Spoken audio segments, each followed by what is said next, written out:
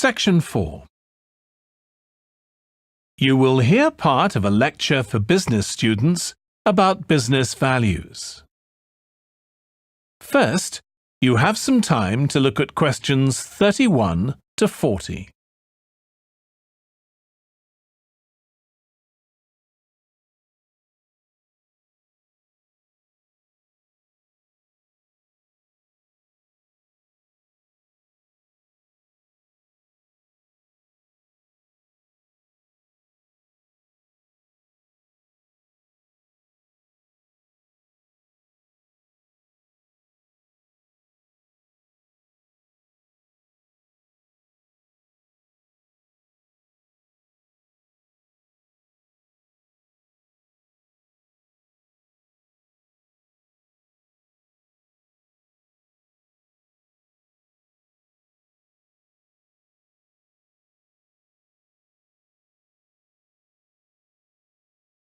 Now listen carefully and answer questions 31 to 40. In public discussion of business, we take certain values for granted. Today, I'm going to talk about 4 of them: collaboration, hard work, creativity, and excellence.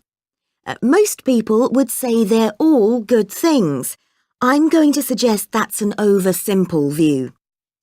The trouble with these values is that they're theoretical concepts, removed from the reality of day-to-day business.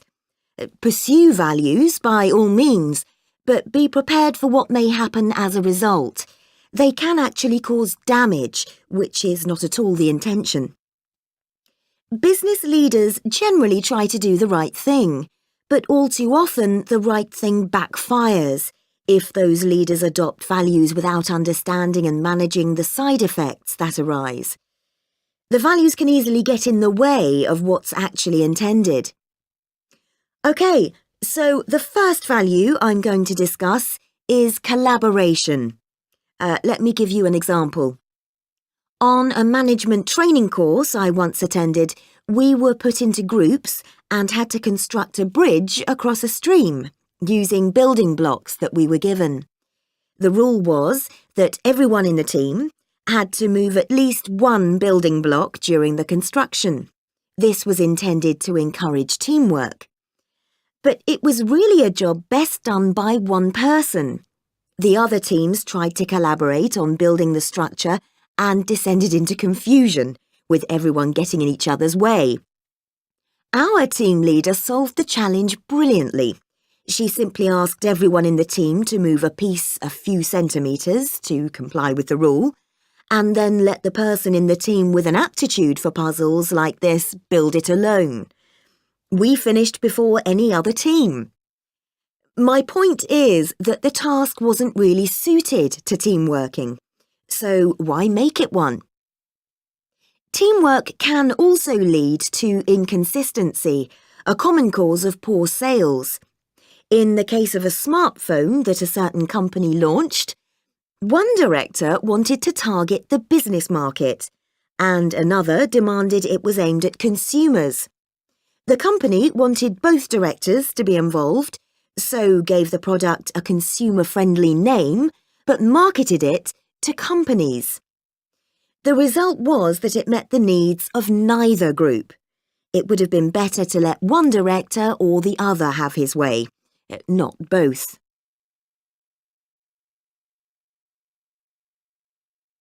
Now, industriousness, or hard work. It's easy to mock people who say they work hard. After all, a hamster running around in a wheel is working hard and getting nowhere. Of course, hard work is valuable, but only when properly targeted.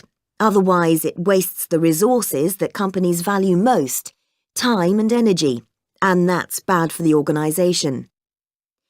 There's a management model that groups people according to 4 criteria: clever, hard-working, stupid, and lazy.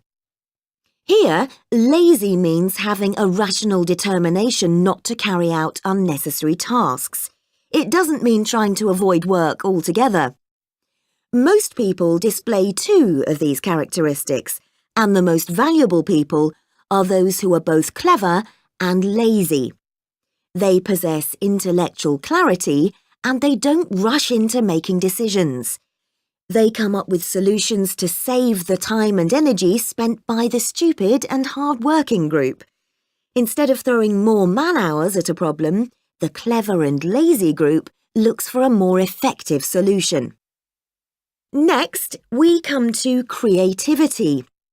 This often works well. Creating an attention-grabbing TV commercial, for example, might lead to increased sales. But it isn't always a good thing.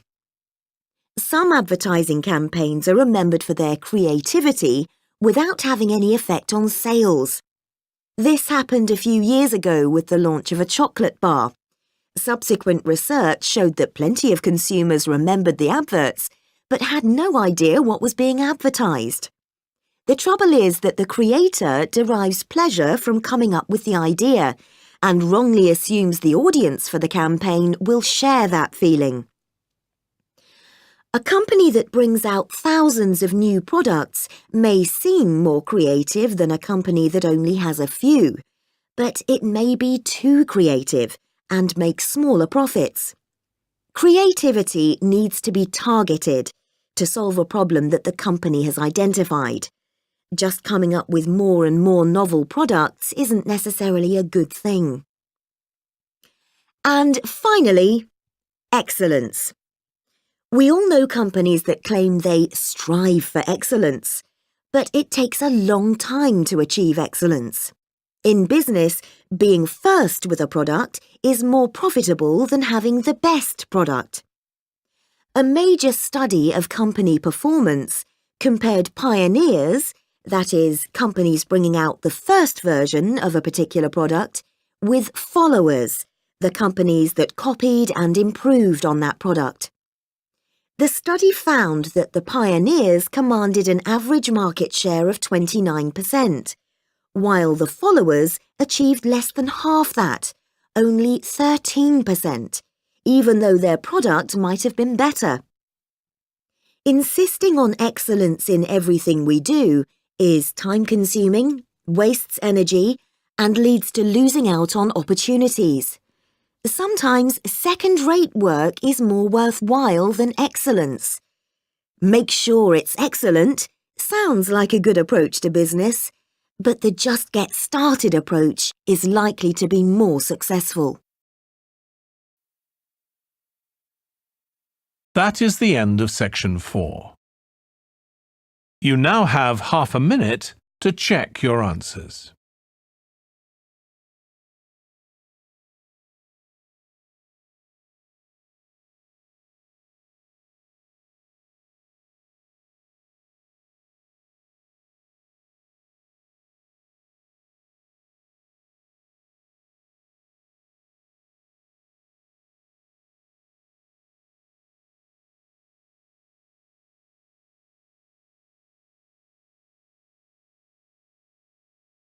That is the end of the listening test. In the IELTS test, you would now have 10 minutes to transfer your answers to the answer sheet.